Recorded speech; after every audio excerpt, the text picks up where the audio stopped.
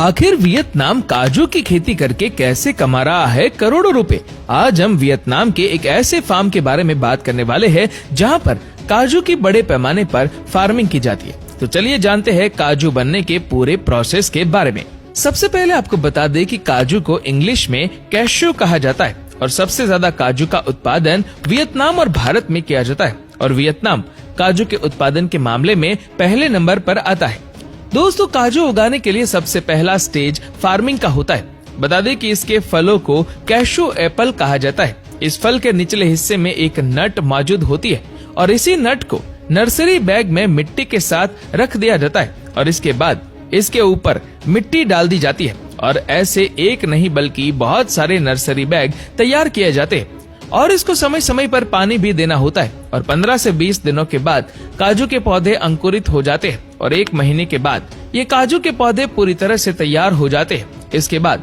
खेतों में गड्ढा करके इन पौधों की रोपाई की जाती है, जिसके बाद 4 से 5 सालों के अंदर ये बड़े पेड़ बन जाते हैं और इसके अंदर काजू के फल भी आना शुरू हो जाते हैं। जब काजू के फल अच्छी तरह पक जाते हैं तब इसको पेड़ों से तोड़ लिया जाता है।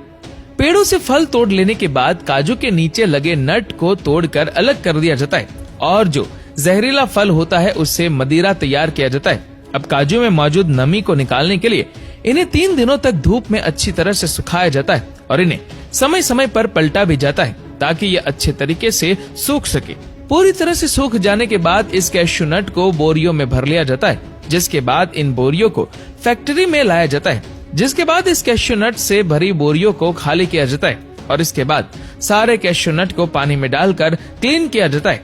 जिसको आप इस वीडियो में भी देख सकते हैं। जिसके बाद इस कैश्यू नट को हाई टेम्परेचर चैम्बर में डालकर रोस्ट किया जाता है, जिसके बाद इस कैश्यू नट के ऊपर एक कड़ा छिलका होता है और इस कड़े छिलके को निकालने के लिए इस खास मशीन में इस कैश्यू नट को डाल दिया जाता है, जो कैश्यू नट के ऊपर का कड़ा छिलका निकाल देता है और एक साइड पे कैश्यू नट को निकाल दिया जाता है और दूसरी साइड पे कड़े छिलके अलग हो जाते हैं, जिसके बाद इस कैश्यू नट को बड़े बड़े ट्रे में भर लिया जाता है। इसके बाद इन सारे ट्रे को एक बड़े से ट्रॉली में रख दिया जाता है, जिसके बाद इस बड़ी सी ट्रॉली को हीटिंग रूम में डालकर 70 से 85 डिग्री सेल्सियस तापमान पर गर्म किया जाता है, जिससे काजू के ऊपर की सारी नमी दूर हो जाती है। जिसके बाद काजू के साइज के आधार पर काजू को अलग अलग ग्रेड में कैटेगराइज किया जाता है, जिसको आप इस वीडियो में भी देख सकते हैं। जिसके बाद काजू का फाइनल इंस्पेक्शन किया जाता है, जिसमें इन वर्करों की मदद से इन सारे काजू में से थोड़ा बहुत जो कचरा रहता है या फिर